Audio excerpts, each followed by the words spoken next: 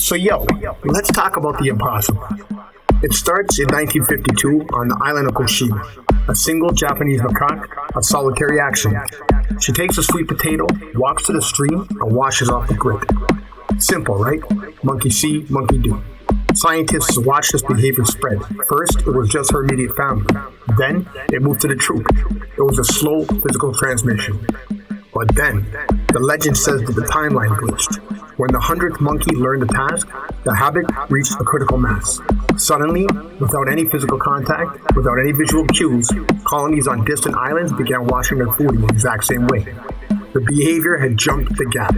It wasn't a learned skill anymore. It had become a global reflection. To understand how a thought can jump across an ocean, we have to look at your internal hardware. You are wired for this. It starts in the cortex with the mirror neuron system. Think of these neurons as the Ethernet cord for empathy.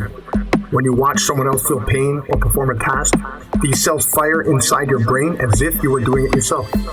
This is the biological foundation of we. It dissolves the isolation of the individual and turns the species into a networked program. For those first 99 monkeys, the transmission was local, visceral, skin to skin. They were building the charge. They were mimicking the signal. They were prepping the collective motherboard for an upgrade. But what happens when the distance is too great for sight? What happens when the Ethernet cord gets unplugged? This is where the theory moves from the meat to the field. Deep in the geometric center of your brain lies a pineal gland. This isn't just a vestigial organ. It contains piezoelectric crystals, biological transducers. It acts as a Wi-Fi router for your consciousness. It switches the signal from wired mirror neurons to the wireless atmosphere. When the individuals synchronize their internal state, the field grows strong enough to complete the circuit.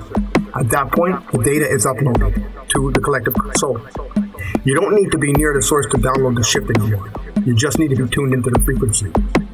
This is the 100th monkey effect, and it suggests that change doesn't come from top-down leaders. It comes from the bottom up.